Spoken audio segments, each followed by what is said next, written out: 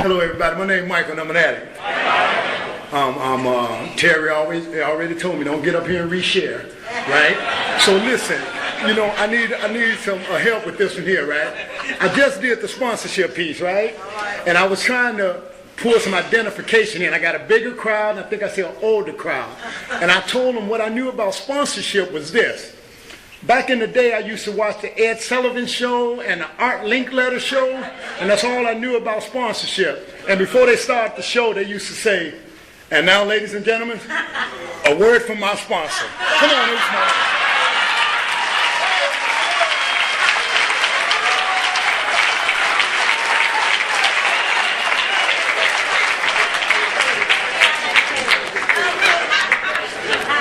I'm a recovering addict. My name is Ousmane. Before we get rolling, could you just turn to somebody near to you and give them a nice, big, heartfelt, juicy-ass hug?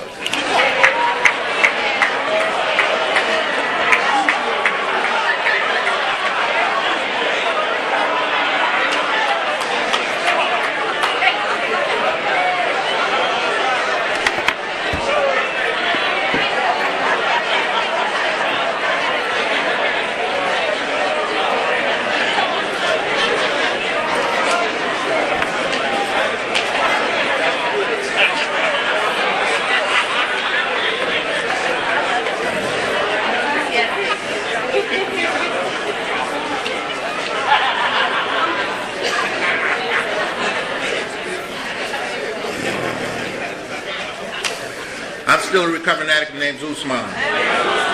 Thanks for hugging somebody. When I first came into recovery, they said humility is a vital part of this process, and they described it for me as not me thinking less of myself, but thinking of myself less. And whenever this many of us get together, there may be some people who are new to NA. They don't even know how to speak sloganese yet. You know what I mean?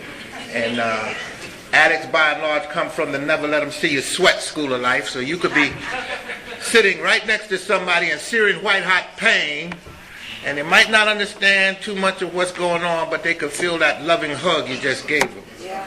So thanks for hugging somebody. I want to begin by thanking the Creator, Almighty God, for cherishing me, sustaining me, guiding me in my recovery, and showing me how to live. I always credit God for bringing me to Narcotics Anonymous, and I credit Narcotics Anonymous for giving me a much more richer, fuller appreciation of the God of my understanding. A few housekeeping things. I want to thank Terry right there and Rodney, and a lot of times they talk about thankless service, right? But service doesn't have to be thankless. Let's right now thank anybody and everybody who had anything whatsoever to do with putting on this fine convention.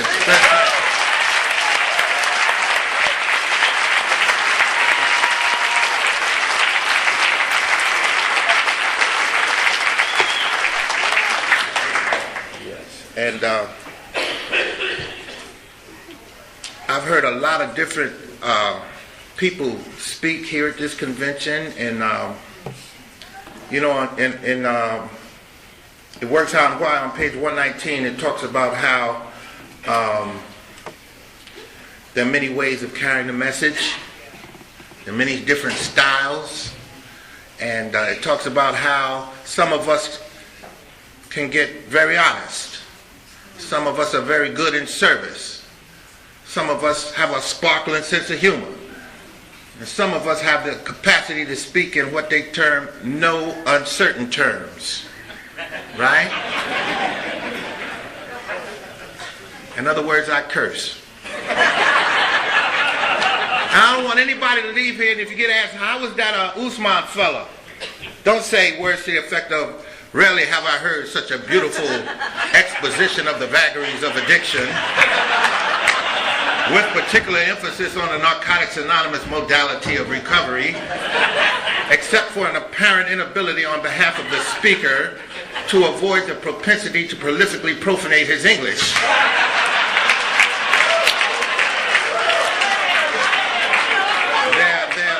There will be times when I will be describing a very low-down stank disease in no uncertain terms, you know. And if you're confused about what no uncertain terms is, it's the difference between if you were asked, how's Ousmane doing in the hospital? You say, well, you know, his condition has been vacillating between guarded and critical. Or, how is Ousmane doing in the hospital? He's fucked up. Right? Now, you understand that. Now, if you don't come and see me and I die, you can't be heard to complain because the person's going to tell you, I told you he's fucked up, man. Shit, yeah.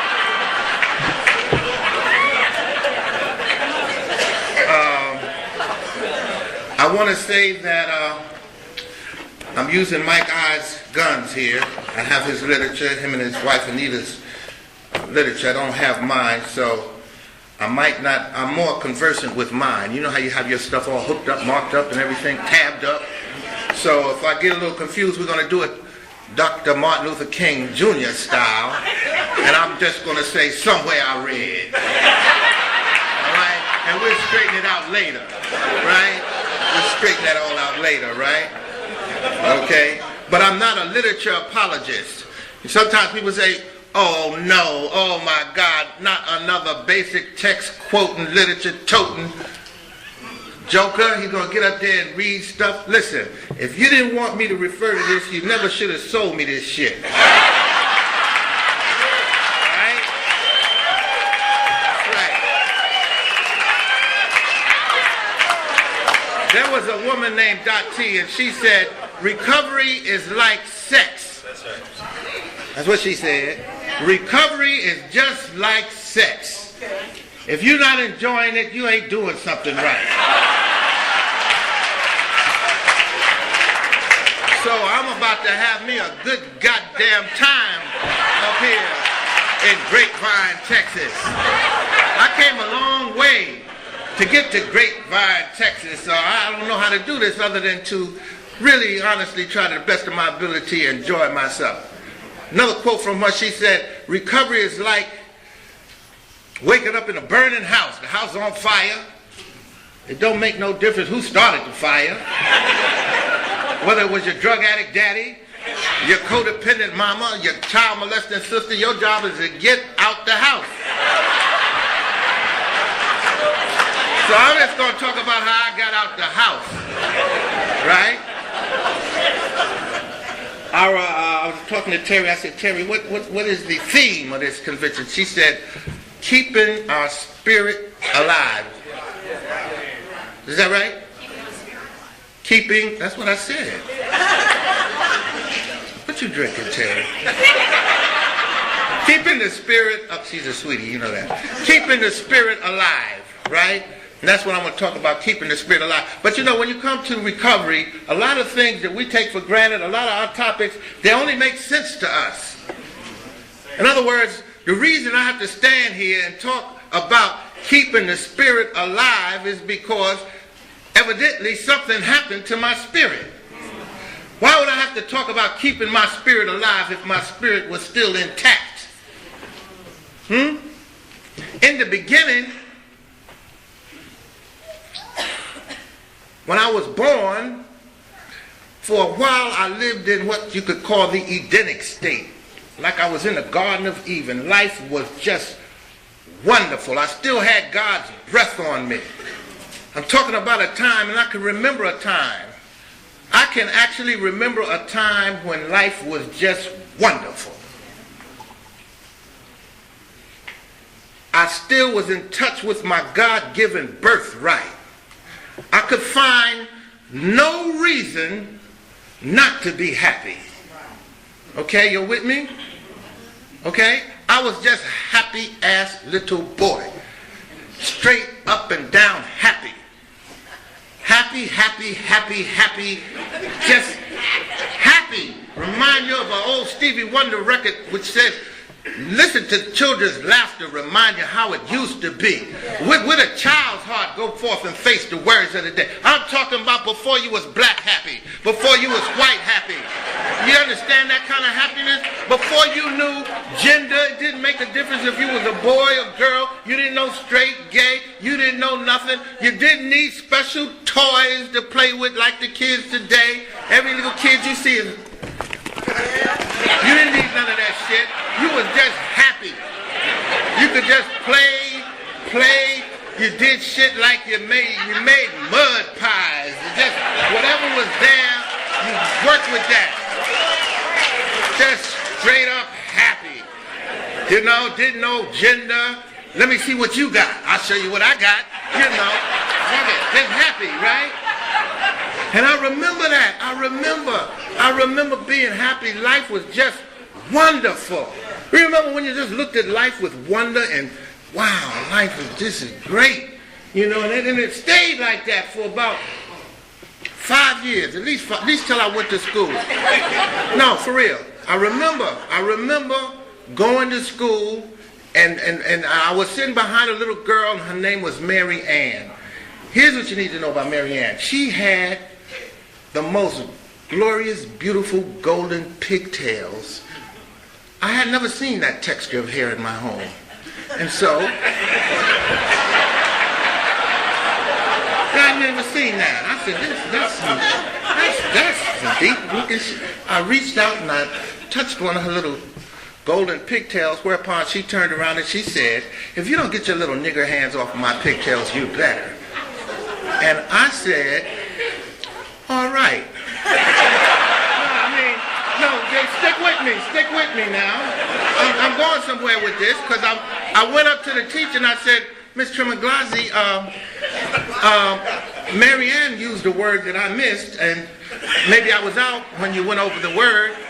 Could you explain it to me? What does it mean? And she said, what was the word? I said, well, she called me a nigger and I don't. She said, oh, nigger, yeah, well, don't worry about that. It was matter of fact, you come from a long line of niggers. What she said. Wait. So I said, okie dokie. And I went home, and my mother used to ask me, she said, how was school today? I said, wonderful, yes. She said, did you learn anything? I said, absolutely. What did you learn?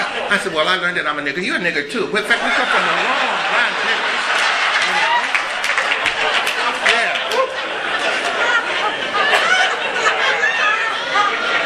Now, I got a point. I'm trying to get to this point. Because this is my earliest recollection, because that's when I got turned out. Right, that's right. Yeah. Now stick with this. This is a serious point I'm trying to make. That's when I got turned around. That's when life stopped being wonderful. Because my mother said, oh, you know what? Maybe it's a good time to give you the facts of life. So, all right, Mom. What are the facts of life? Well, you see, we're black. Okie dokie, black it is. Okay.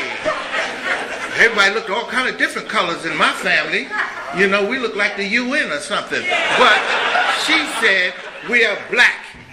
I said, okay, Mom, black it is. She said, and as a matter of fact, this is a broken home. I didn't know home was broke, but if you say so, okay. She says, and we live on the wrong side of the tracks. And while we're at it, we're poor. I said, Mom, this is too much information for my life.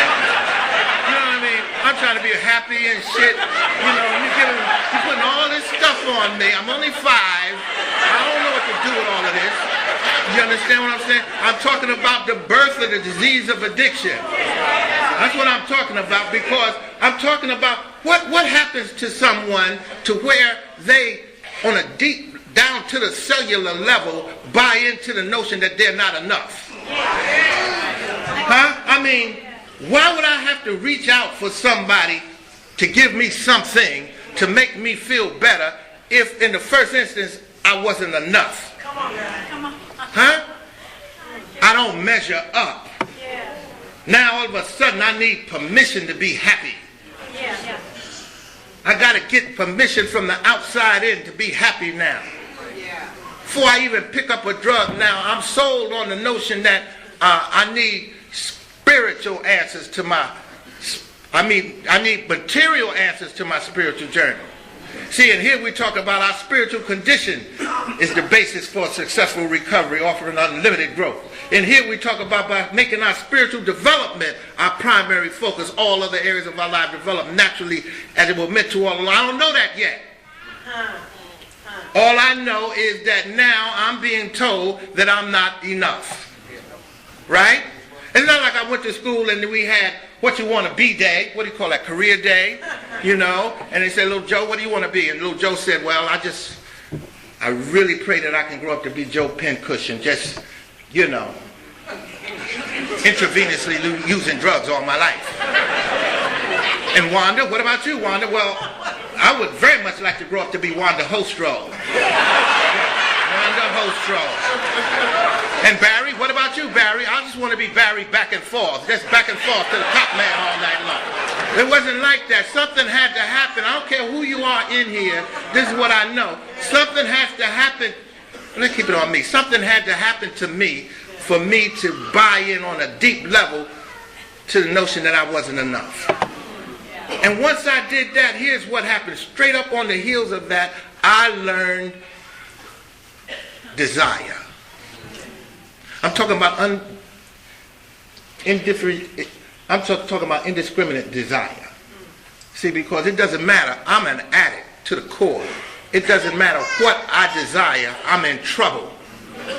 Because there's a fine line in me between desire and craving. My mother didn't believe in breastfeeding. She said, no, there'll be no titty for you. Oh, hell no. No, sir. You don't know how to let go. Shit.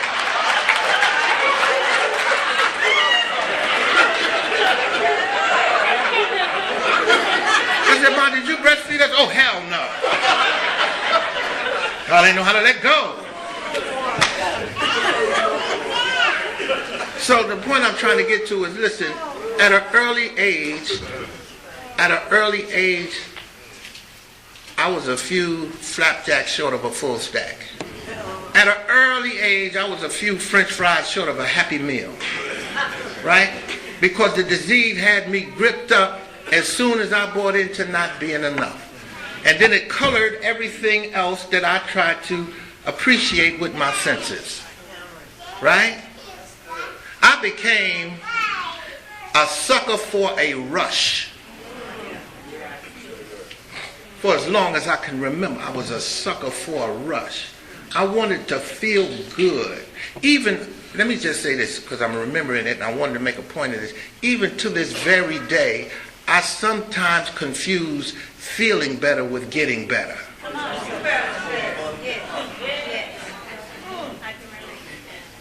I can't believe I'm getting better unless I feel better.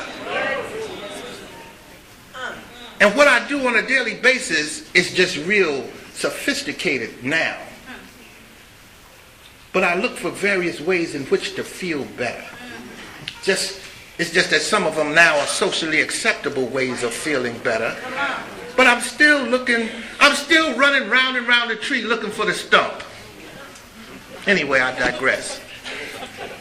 So even as a little boy, I couldn't, my spirit was shaking. It talks about it on page 3. On page 3, and just for the day book, it says the biggest harm done, right? Sooner or later, we realize that our greatest need in recovery is this is what I want. The greatest damage done to us by our addiction was the damage done to our spirituality. Our primary motivation was dictated by our disease, to get, to use, and find ways and means to get more. Didn't even say drugs. Right? And then finally, enslaved by our overwhelming need for drugs, our lives lacked purpose and connection. We were spiritually bankrupt. So as a little boy, I didn't know how to function in the world. I needed guidance. I needed monitoring. Anything I tried to do, I got it screwed up. I tried to watch. One of my first ways of getting outside of myself was through fantasy. I remember that, you know. Well, actually, the first thing that I got hooked up on was certainty, right? That's why I couldn't get no titty. Because my mother was uncertain of when I'd let go. So, yeah. So even to this day, if I get a good feeling, I try to ride it till the wheels fall off. Right? And then after that, after certainty, I picked up fantasy. And I remember I used to try to watch cartoons because we didn't have a whole lot going on back in the day. Little black and white TVs with cartoons, and I watched them. and I get them all messed up, you know. If I watched Goldilocks and the Three Bears, I saw a B&E. In New Jersey, that's what we call a breaking and entering. Goldilocks broke into the Bear family house. She fucked up the furniture, right? And then she tried to hook her up something to eat, and she tried like the hot porridge and the cold porridge. Finally, she hooked up like this little porridge speedball, went upstairs and nodded out. That's how she got busted. True story. Snow White was a little skeezer on the host roll with 7 little tricks. Snoopy and Sneezy and Dopey, and she worked them all. Yeah. Yogi Bear was a rip-off artist with his little co-conspirator Boo-Boo. And he just went through the park and ripped off picnic baskets all day long. Wile E. Coyote gave new meaning to the second step. Some of you newer members are going to need that to marinate a little bit. So you give them some step work. And my favorite cartoon character was Popeye. I don't know, listen, maybe it's because he had those big addict looking arms or shit. He looked like he couldn't get a good hit, you know, like he kept missing. And,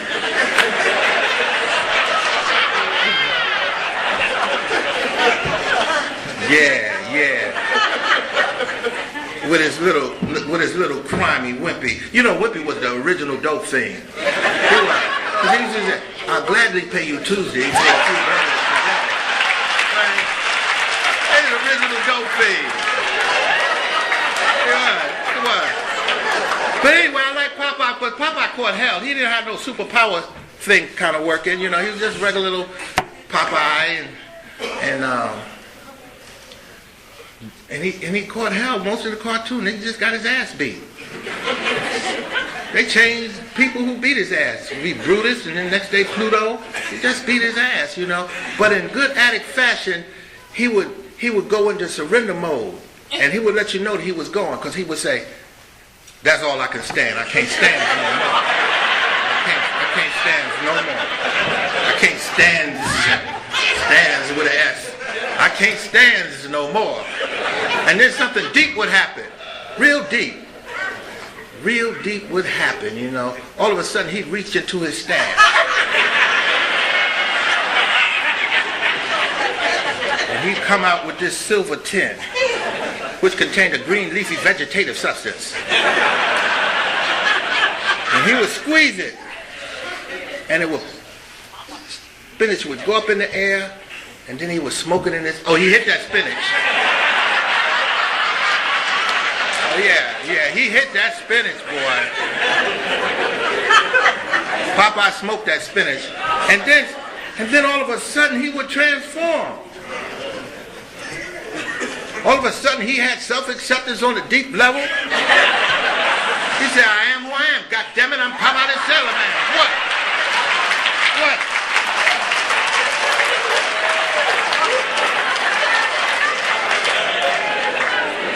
And he turned into like this little Rudolph Vasilino character. He turned a little skinny ass olive oil and said, well, blow me down.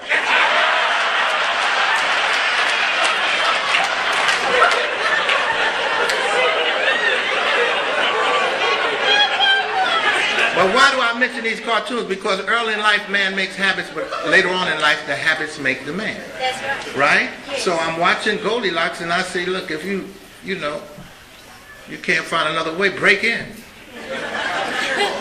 Do what you need to do. You need something, do like Yogi, steal it. You want love, do like, Snow White, get with Lottie Dottie and everybody. And then if things get real bad, do the Popeye. Get you something to medicate yourself with so you can get through the day. Right?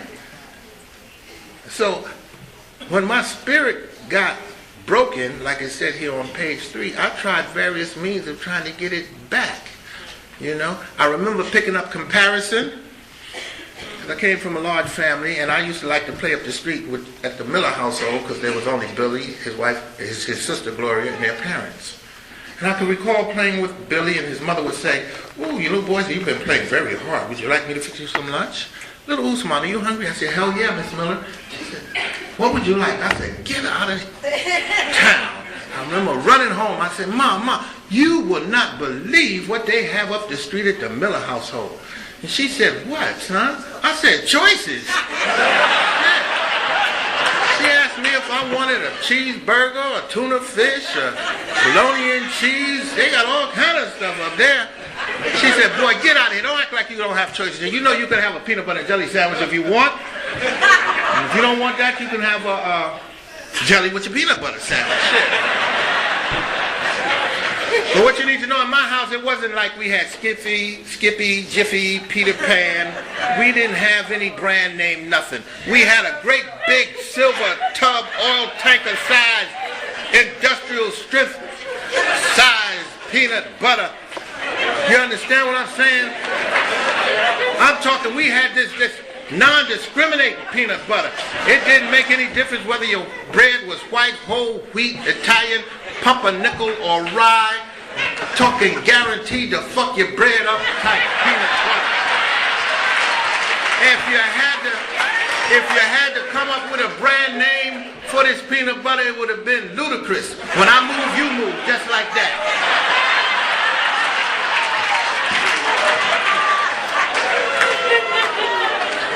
Just a great big all tanker sized thing of peanut butter, lasted about 10 generations, you know. Had like a big oil slick on top, and you had to kind of jump start it to it. Some kind of spreadable consistency type peanut butter. Shit, you don't like that? Go over there and hack your ass off a chunk of that cheese, that little welfare cheese in a long gray box, and one end would be yellow and the other end would be this color, orange and shit. Tough ass cheese. You couldn't even make a grilled cheese sandwich with this cheese. You try to make a grilled cheese sandwich, you done burnt up the bread, the pot. The only thing left was that same cheese in the pot, looking at you like, what? Ain't gonna be no grilled cheeses up in here. Things started to get better, and we got one day we got matching furniture. I said, all right. Everything matched. And as soon as the furniture man moved the furniture in, my mother promptly proceeded to zip lock up everything in this thick ass plastic. Nobody's natural ass ever touched that fabric for 5 generations. Then we got carpeted, and a plastic runner ran right up, the whole house shrank right down the middle of the house, and that's when I first learned to stay on the path. But what was really happening, I was being taught to love things and use people. I was being taught, my people would say, "We love you to death, but you fuck that furniture up, I'm going to tear your ass up. I love you to death, but you better not fuck up this carpet in." Because stuff was hard to come by back then. Yeah. Right? Then while I'm trying to grow up and be a man, you know, because see, you got to understand something. All this time I'm the undiagnosed addict. Yeah. It's a bitch being the undiagnosed addict. Normal people don't know nothing about this. In my family, I was a first of my kind. Yeah.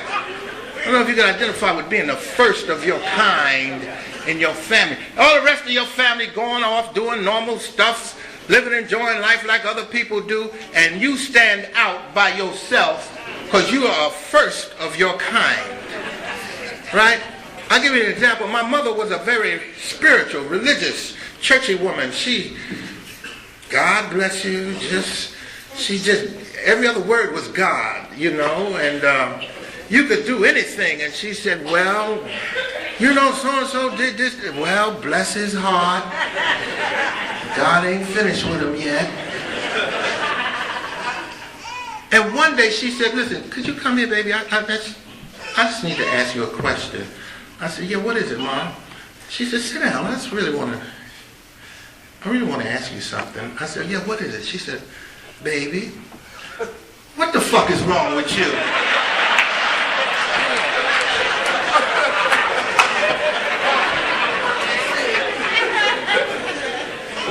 talking about when you don't know.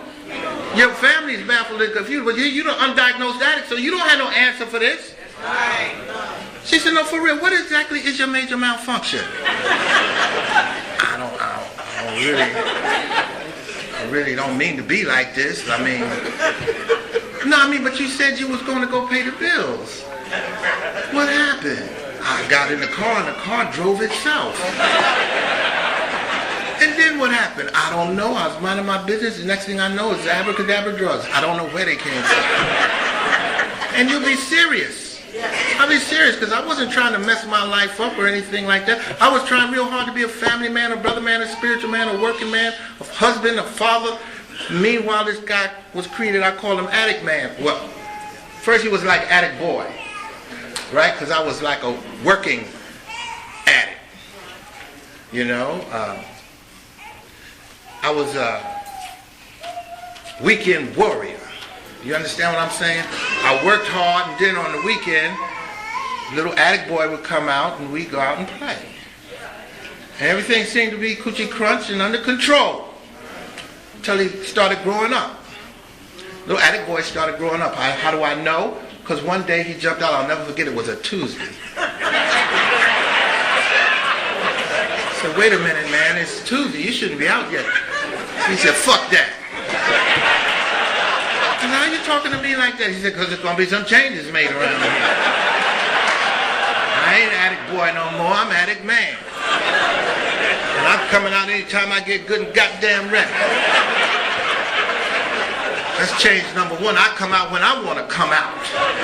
Number two change is you check with me before you try to do anything. Number three change, we're not in the days of the week no more. We use 7 days a week, 24/7, right? And another thing, later for all them holidays and stuff, we ain't in the holidays. We don't give a damn what the holiday is. Christmas, New Year's, Thanksgiving, we work all year round. Next, we don't need to be going to nobody's movies. We don't need movies and picnics and none of that stuff. That stuff costs money. And all money is my money. And my life became a living hell. This is why I needed to find a way to keep my spirit alive, you know, because I was trying everything. I remember telling my wife, listen, hold the money. Lock the door. You're going to hear some screaming and hollering. But whatever you do, don't open the door. The next thing you know, I said, woman, if you don't open this door, they're going to need dental records to recognize you. Open this door and give me my money. My disease spoke to me in my own voice. He said, hey man, when's the last time you used? I said, I don't know, a day or so ago. And they said you couldn't stop. So since it's quite apparent that you can stop anytime you need to stop, let's go get some of that stuff, man. Right? I tried the social acceptability. Because I used to go to work, I could always get a good job, highly educated, went to work in a shirt and tie, had a little attaché case, drove a little boxy Cadillac Seville. I used to think that because I could drive up to the drive-up teller, that meant something. Poor little teller, she said, well, hello there, Mr. Professional Man, how are you today? I'm doing just fine. She said, would that be the full extent of your withdrawal? I said, that'll do quite nicely. Matter of fact, you're new here, aren't you? You should get to know me. I'm here all the time. I'd drive away. A little while later, I'd be back. She said, oh, we're back again, are we? I said, yes, we're back. Ray Charles can see we're back. Some unforeseen contingencies arose that are going to require my immediate attention. You better give me 3, 5, 10, make that 20 times as much money. And hurry up. You see, I'm in a hurry. Listen to the progression. With 20 times as much money, I'd be back in 1/20th of the time. The only difference is now my tires all crooked. My high beams are on. And for some reason, my jaw has a life of its own.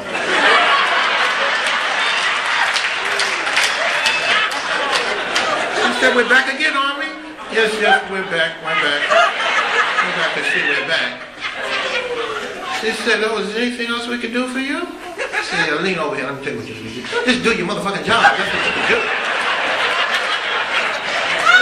Asking me, am I having a nice day? Hell no, I ain't having a nice day. Don't you know you can't even find decent people to get high with anymore? Used to be you could fit your sit down, go to the bathroom, take a piss and come back, your shit still be there. Now I can't do that anymore. Everybody got these long ass curly picky fingernails, scooping your shit up. You can't even take a piss no more. Hell no, I ain't having a good time. Who trained you anyway? Don't you see me taking all my motherfucking money out of here? Where's your supervisor? Shit, this is bullshit. I want to pull out my blame thrower and blame her.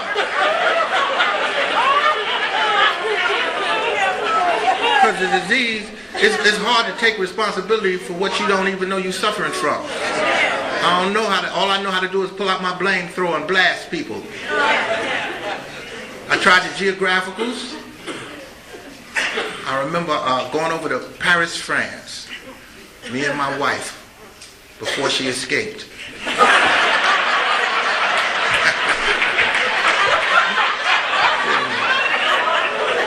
And went over there and they said, come on over here, we're going to see the Eiffel Tower and the Louvre and Mona Lisa. I said, yes sir, let's go. But you know, the disease of addiction is a international terrorist mass murderer.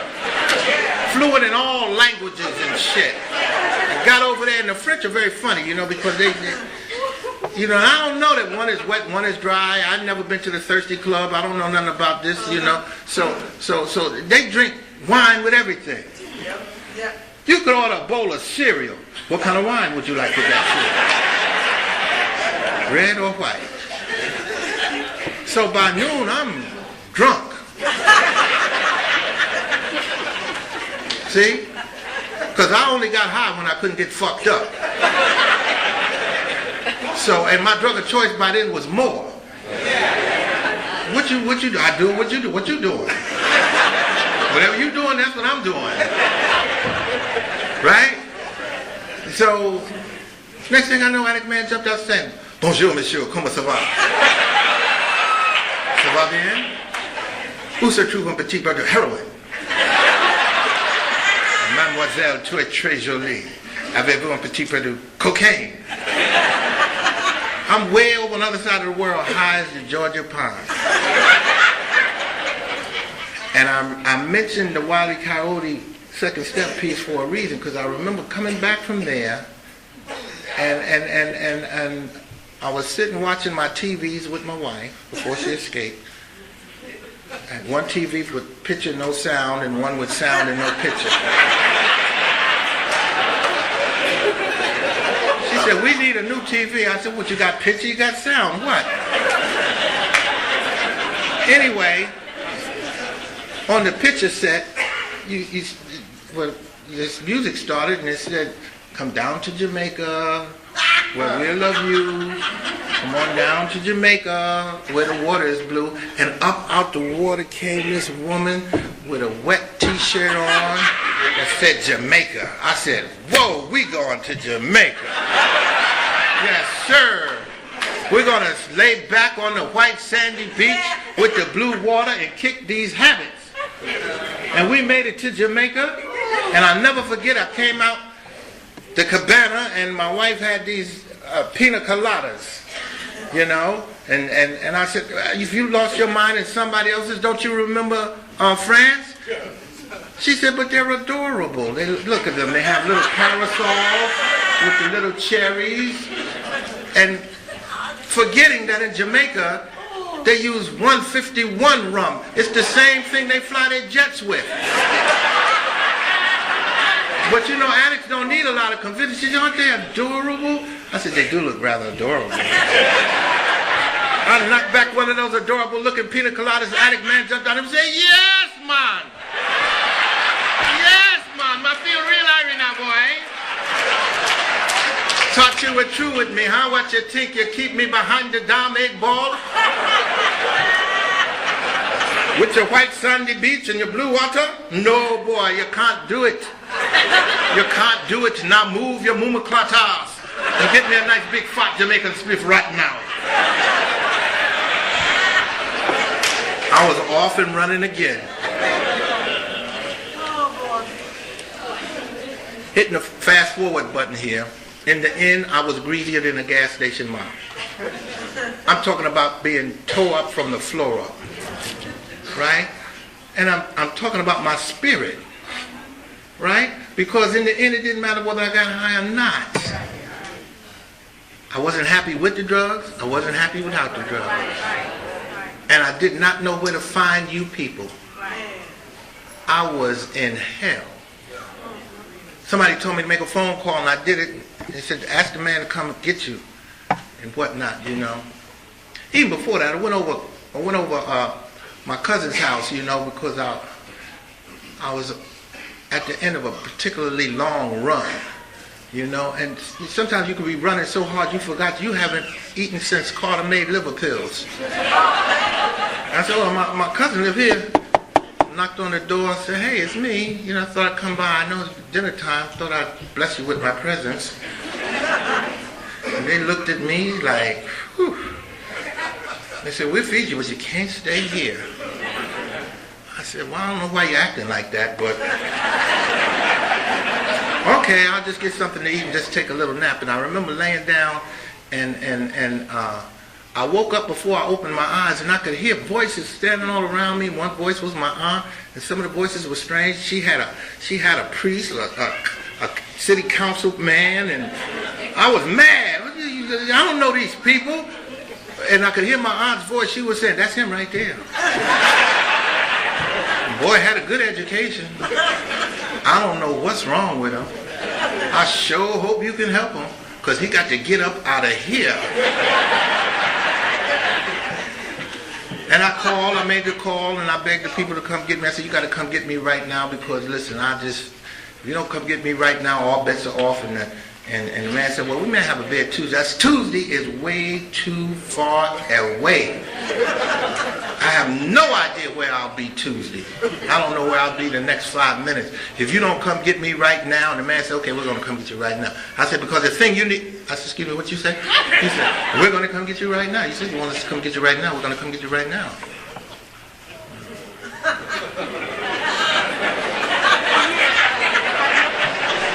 So,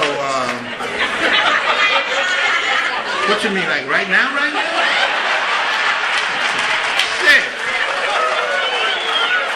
Yeah, we're going to come get you right now. I said, well, you know, I mean, let me get my loose ends together, get my affairs in order. I was the loose end. I didn't have no affairs to get in order. I remember my aunt and uncle took me up to the spot, and they said, oh yeah, we do great things with people like him, and if he doesn't make it, we have a wonderful relapse program.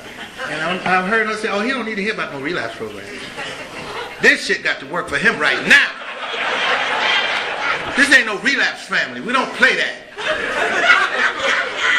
She said, Ousmane, you fuck this up if you want to. And I got that real clear. The only thing I want to say about that facility was thank God for H&I. Give H&I a hand.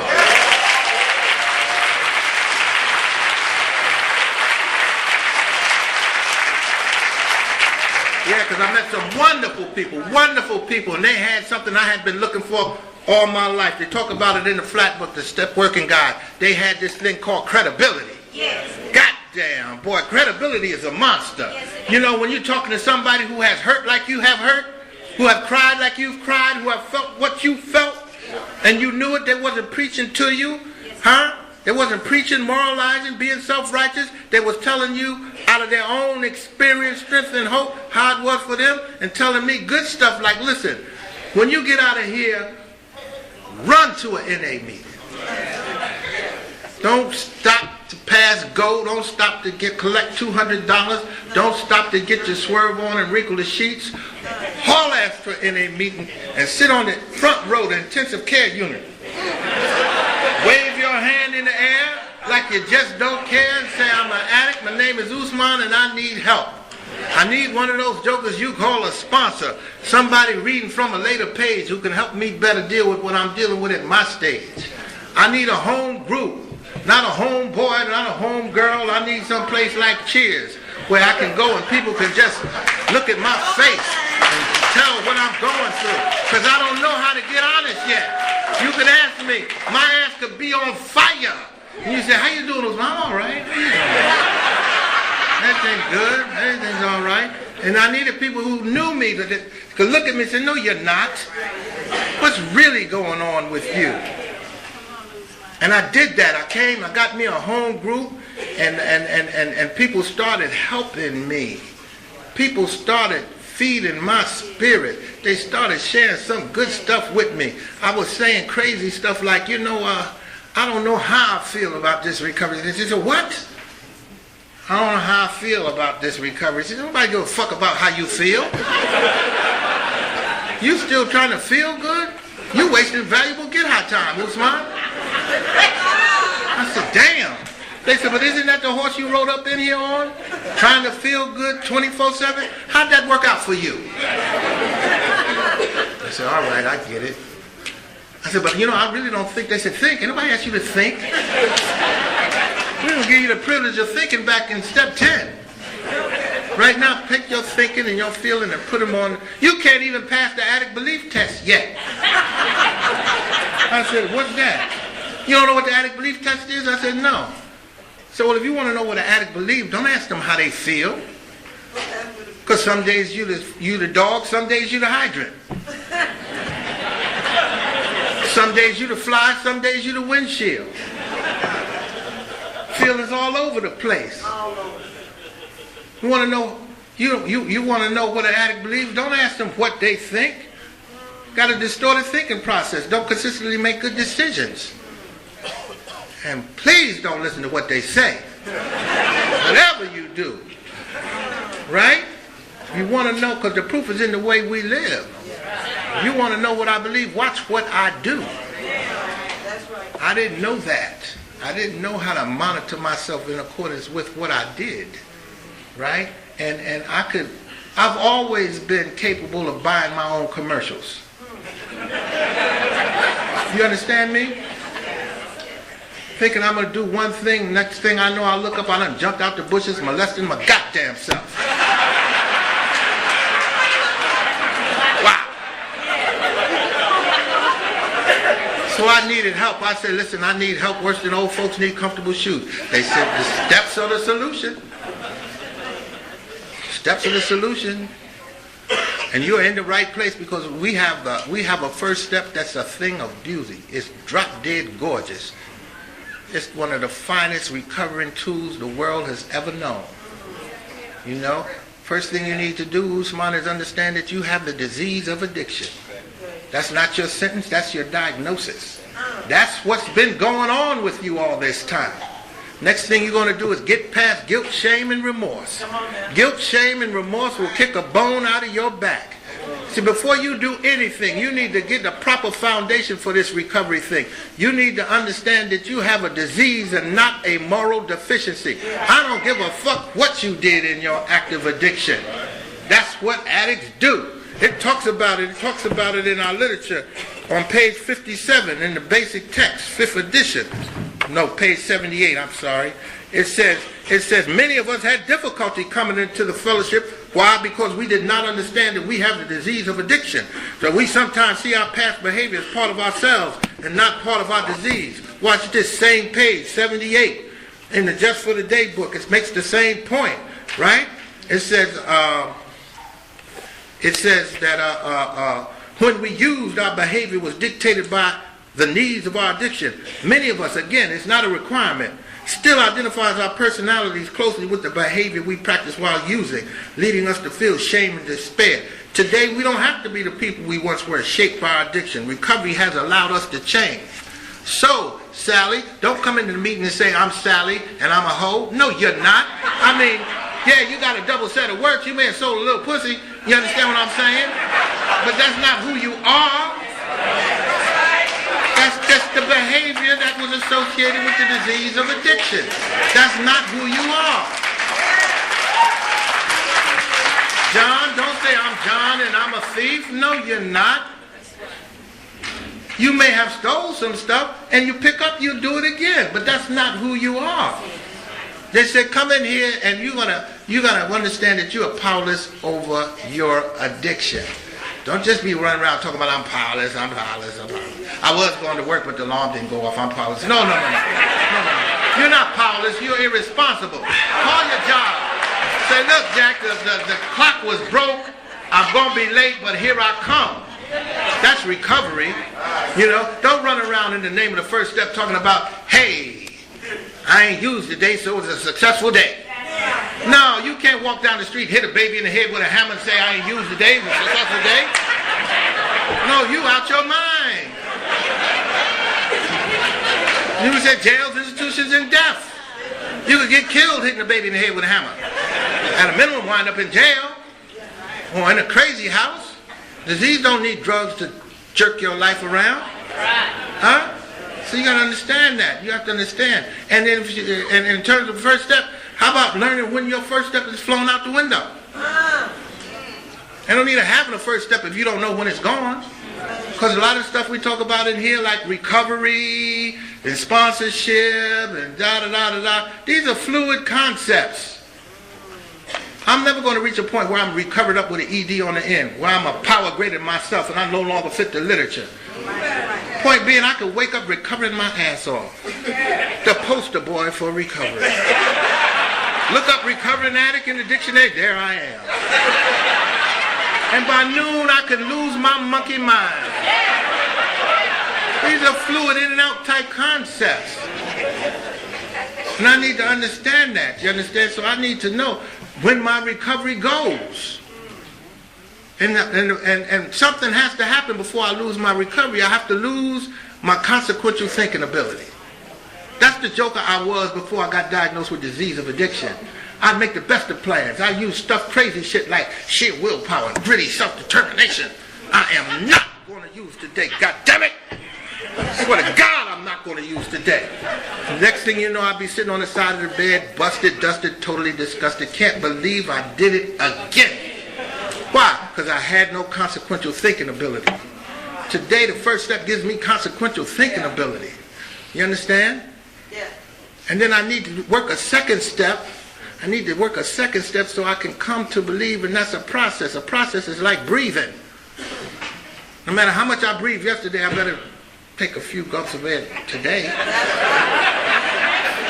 And if I want to be here tomorrow, it's suggested that I take a few fresh gulps of air tomorrow. That's what we call breathing. And the same thing holds true for recovery.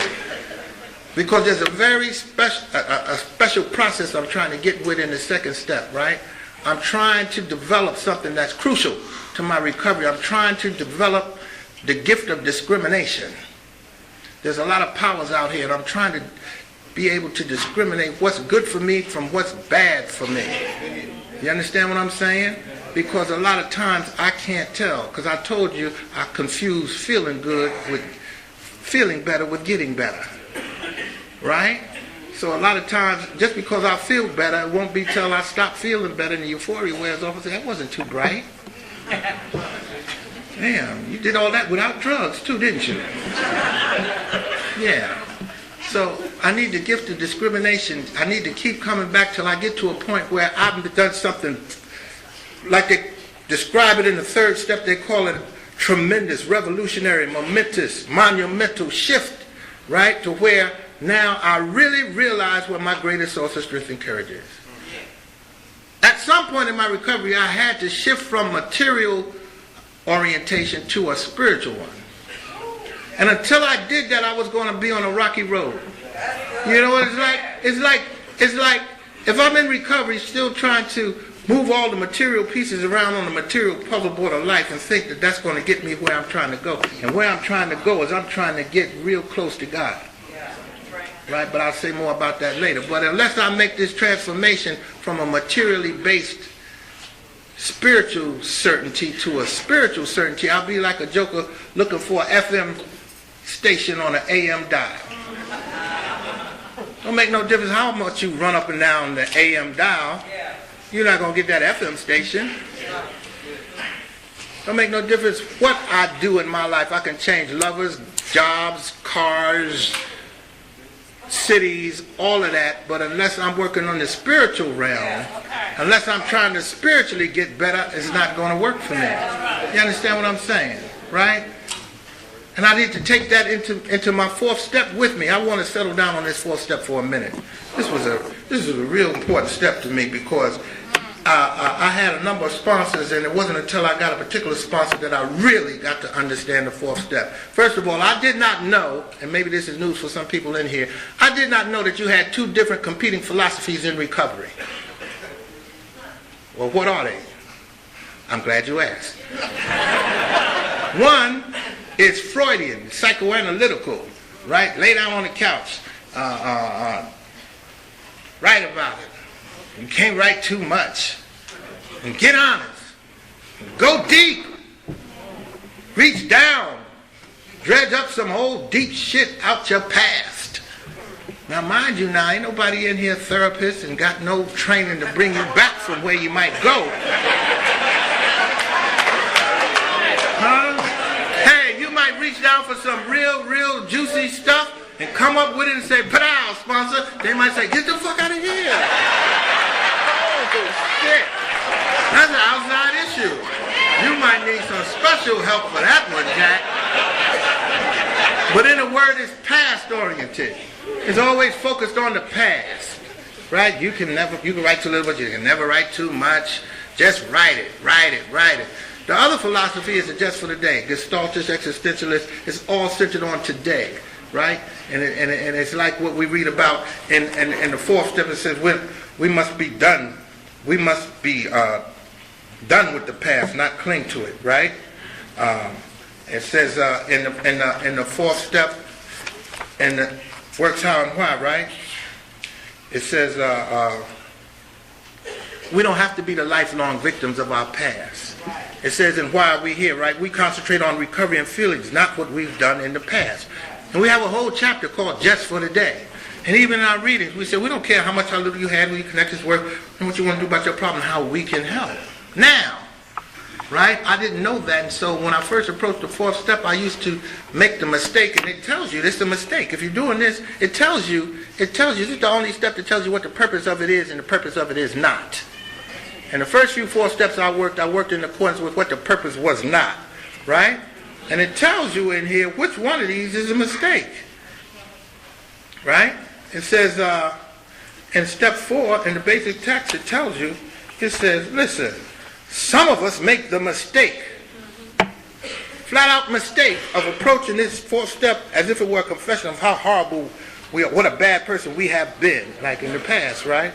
In this new way of life, a binge of emotional sorrow can be dangerous. This is not the purpose of the fourth step. The purpose is right there in the first sentence. The purpose of a searching and fearless moral inventory is to sort through the confusion and contradiction of our lives, so we can find out who we really are. Because see, honesty, open-mindedness, and willingness revolve all through the steps. 1, 4, 7, and 10 is honesty. 2, 5, 8, and 11 are open-mindedness. 3, 6, 9, and 12 are willingness. In the fourth step, I'm trying to approach a new level of honesty, right? I need to understand what's really going on. What were you confused about? What were you confused about? I don't want to hear about all the drugs you used. All I want to know is what made you worship coke and dope. I said, worship? He said, yeah, if that sounds too powerful a word for you, worship just means to give your all to something. It's like when you wake up thinking about something, and you go to bed thinking about it. Matter of fact, if the term wake up means anything to you, you might be getting in touch, you know what I mean? He said, I don't care what you use and all of that crap. I don't want to hear about that. How you use and where you use. I said, oh, let's talk about relationships. First there was Brenda, then there was... He said, hold it. I'm not voyeuristic. I ain't no peeping Tom. I don't want to hear about Lottie Dottie and everybody. All I want to know is how did you confuse all of those women with God? I said, damn. That's what I said. Whoa. How about the jobs I lost? You know, I had a good job. I don't want to hear about money, property, and prestige, social acceptability. How did you confuse money? How did you confuse property and prestige with God?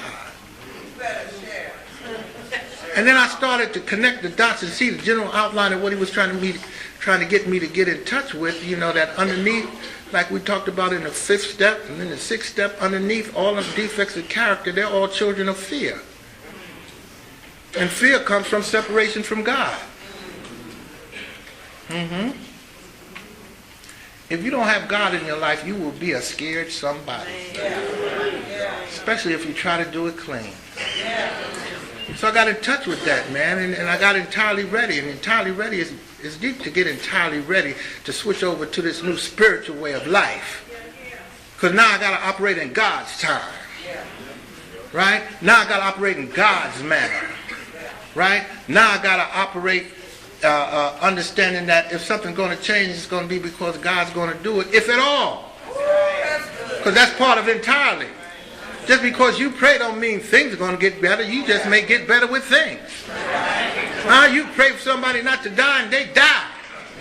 Now you got to not put a question mark where God put a period. That's your challenge. Huh? You pray for something to be removed and God say no. And that's the one word addicts can't stand. Little two-letter word, no. What you mean no, God? Let me pray harder.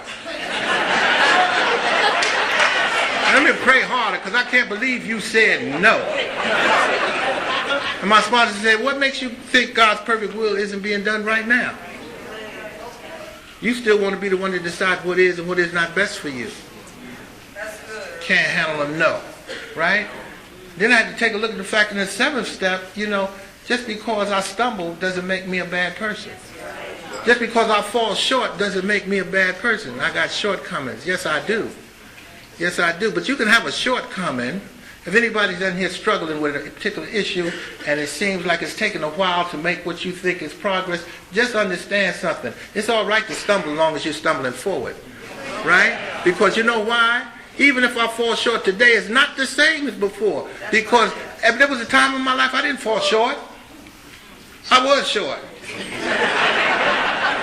You understand? You take something like honesty. I come from a long line of card-carrying world-class liars. Took great pride in being a good liar. You couldn't even swing with us unless you too excelled at lying. You couldn't run with my crew. You couldn't come back and say, hey, guess what happened to me today? What? I had an epiphany and I went to the police station and I just got honest. What? You didn't get honest about us too, did you? Dude, got honest. That's how far away from honesty I was. I'm talking about to where you practice all forms of dishonesty, all forms of lying. Little lies of commission, omission, little white lies, bold-faced lies. Stand in the mirror, practice straight-faced lies. Look me in the eye and tell me you ain't lying, Ousmane. I am not lying. Yeah. Well, what happens if in recovery you fall short? Do you know that falling short in recovery is different? Because today you have something that you didn't have before, Ousmane. You got some new values, principles, ethics, morals, standards to fall short from. One of the things I'm looking for is an increase in awareness. I still fall short today, but I'm aware of it. I'm aware of it. And that's the blessing, And I had to get in touch with creating harm and making amends for the harms I created. And when I make amends, I had to get in touch with making amends appropriate to the harm that was caused. For example, if I was a deadbeat dad, don't try to show up doing material drive-bys today. Don't try to buy love with some new sneakers and Nintendo and PSPs and stuff like that. When what was missing was the society. Your society was missing from your child. Because love is time, attention, and discipline. Can you show up? Can you spend time with your child? Can you be disciplined with your child? And don't blame it on recovery. I remember going out the house one day, my daughter's little 8-year-old daughter, she said, Daddy, I really need help with my homework. I can't tell her, baby, you like that DVD player, don't you? You like that flat screen, right? Well, if you want them to remain here, leave Daddy alone. Daddy's got to put his recovery first. They don't want to hear that. That's not recovery. You get to a point in recovery, and this may sound like blasphemy, but it's true. You'll get to a point in recovery where you feel like you're in recovery tug-of-war. You understand? On one hand, you feel the voices saying, you know what? I got to put my recovery first, because you don't understand where I come from. If I don't put my recovery first, I ain't going to tell them where I'm going to wind up and all that shit. Then on the other side, you hear the voice that said, listen, I got a life today. You know, recovery is a bridge back to life. Today I got a life, so I don't need to... And my sponsor helped me so much. He said, listen, what's going on here is the test for recovery has changed. The test is no longer 90 meetings in 90 days. If that was the test, we wouldn't even have to say 90 meetings in 90 days. We'd just say, keep coming forever. Make a meeting every day as long as you breathe. Sometimes two. No. The test has changed. Now the new test is whether or not through avoidance of my personal responsibilities, I'm actually creating my own problems. See? I can't avoid my children. They need help with their homework. That's my personal responsibility. Matter of fact, that is my recovery. I could be headed to a meeting and my child says, I need help with my homework. That's my recovery. I can't be going off to the meeting with the sink piled high with dishes, clothes all stacked up in the corner, talking about I'm recovering my ass all share like Shakespeare. There ain't no recovery. I could be sitting in, this is going to sound like real blasphemy. Do you know I could be sitting in the meeting using? Yeah, because I need to be home dealing with them dishes and them clothes and doing homework and shit like that. Right. It ain't about just, oh, I got a new car. I'm going to pull up to the meeting and park right up front. Yeah. I'm recovering my ass. I see my new whip. Yeah. Somebody need a ride? How about you, Big Butt Betty? You need a ride? Huh? Fuck Big Butt Betty. Give Stinky Ass Steve over there a ride. You know Stinky Steve need a ride. That's where the recovery is. I had to learn to do a 10th step, do a checkup from the neck up. What am I doing today? How am I living today? Take my spiritual temperature today. Check to see if I'm spiritually fit today. Yeah. Am I getting closer to my God today? I don't care what kind of icing I put on the cake. I'm not getting closer to God because that's the goal. We talk about we gotta go. Listen, if you don't know where you're going, any road will do. Right? And the goal in recovery is to get to that point in the 11th step where you can deal with that little 4-letter word only, a little 3-letter word all. All I want is more knowledge of God's will and the power to carry that out. Right?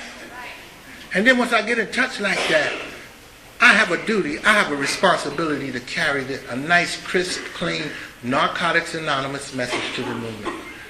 Not no thirsty club message. I know where this came from, but we're grown now. Come on now. I can't get that offset. Well, you know, I've been coming around since dirt. And first there was the thirsty club. Fuck the thirsty club.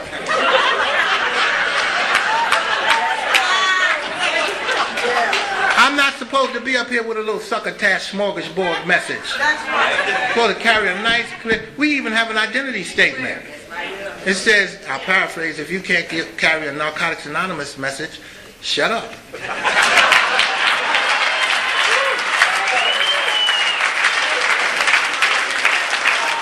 Not no, you know, I'm Frank, right? You all know me, I'm Frank, and I've been around since Carter made liver pills. I came around right after running water, and,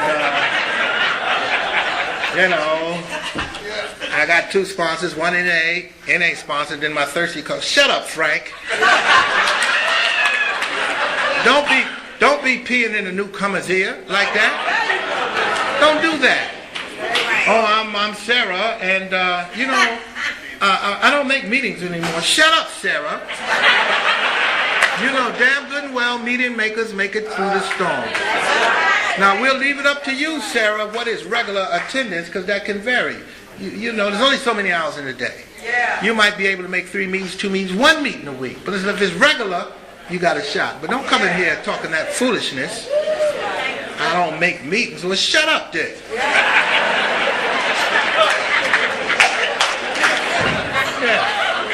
I want to close with a couple of stories. I love stories. I'm going to tell 3 stories. Y'all ready? All right, here we go. All right. One of them is raunchy. So anybody got thin skin, leave.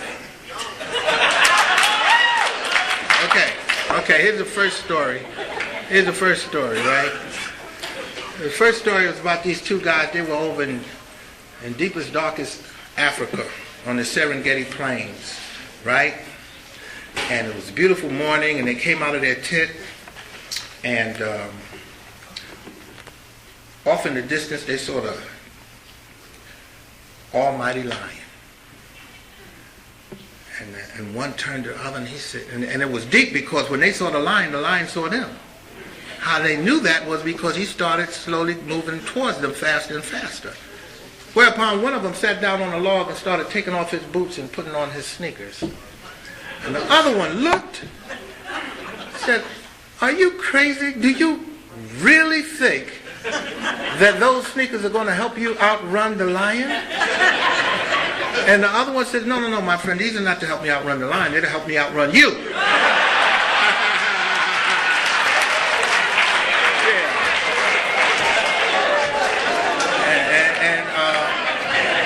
The moral of that story is, as long as you keep your spirituality, as long as you keep your recovery in front of the disease, you'll be all right.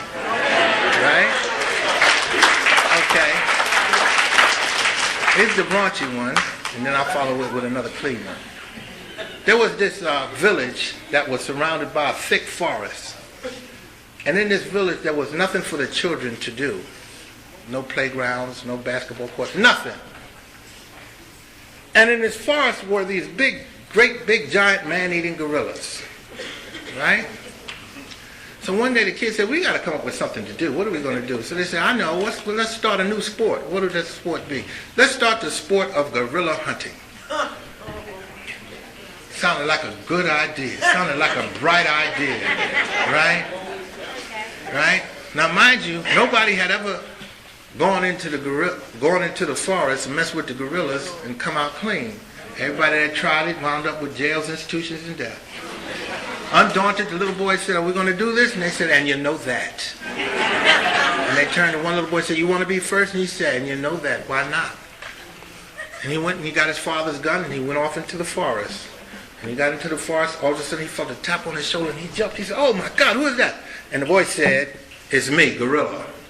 He said, "I didn't even hear you coming up on me." He said, "That's right. That's right. I'm cunning, baffling, and insidious. I'm progressive, incurable, and fatal. And you didn't hear me because I defied detection, diagnosis, and treatment." But before we get started here, I want to tell you one other thing, and that is that if you come into this forest, I always resurface. Having told you that, you now find yourself in what can best be described as a hopeless gorilla dilemma. So the little boy said, "A hopeless gorilla dilemma? What is that?" He said, "Well, you have two choices." He said, "What are my two choices?" He said, "Choice number one is I can maul you to death right now." He said, "Oh, Lord." He said, "Well, what is choice number two?" He said, "Well, choice number two is I can fuck you in the ass right now." Now wait, that's the gorilla talking. That's not me. Okay, that's it. The gorilla. So the boy said, "Oh, God damn. Oh, Lord." Gorilla tore his ass up. As he got closer to the forest edge, his mind started playing tricks on him like our minds used to play tricks on us, you know. As he got closer to safety, he said, "You know what? I realized what I did wrong." You know what I mean? Kind of like, you know, when you used to get kicked out the spot, and you say, "I know what I did wrong. I should have copped all at once. I'd probably still be smoking right now." His mind told him, "I needed a bigger gun, that's all. That's all it is. I just needed a bigger gun." He got a bigger gun. He went back in. He felt a tap on his shoulder. The boy said, "That's right. It's me, Gorilla. And I know you know the drill." And the little boy said, "Oh, shit. God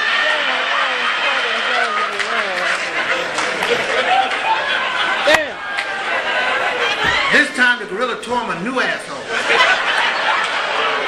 He limped out the forest. Dig the lip. Y'all watching the lip? He couldn't even walk straight. The gorilla tore him a new asshole. And he did like we do when you get kicked out the spot. You know, he said, you know what? Nah, I'm mad.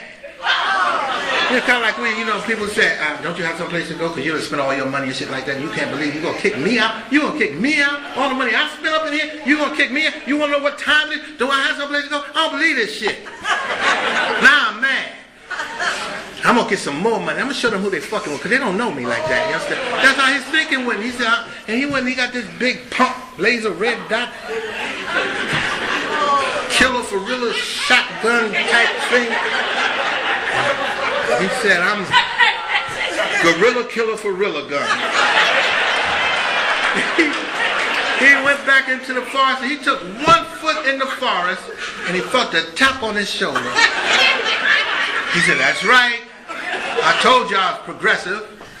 And I know you know the drill. But before we get started, I just want to ask you one question. He said, what's that? He said, you ain't in it for the sport anymore, are you?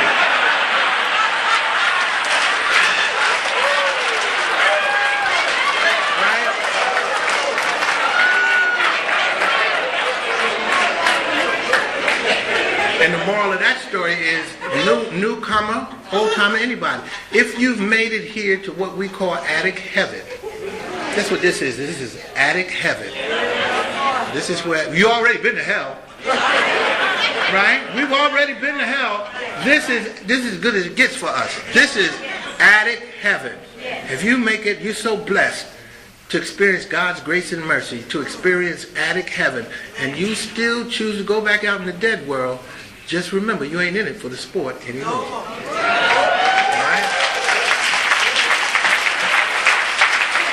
All right, just the last little quick story. One day, the fox and the lion went to the restaurant, right?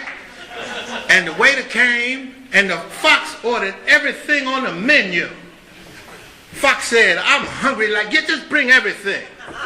I'm hungry like that. Man, I'm hungry. And the waiter said, all right, we'll bring you everything on the menu. And what about your friend here, the lion? What's he going to have? Is he hungry? And the fox said, what? He said, is your friend the lion hungry? And the fox said, is he hungry? Don't you know that if the lion was hungry, my ass wouldn't even be here? And the moral of that story is this. If you're in this room, right, you're winning. Because if the disease of addiction was winning, you wouldn't even be here.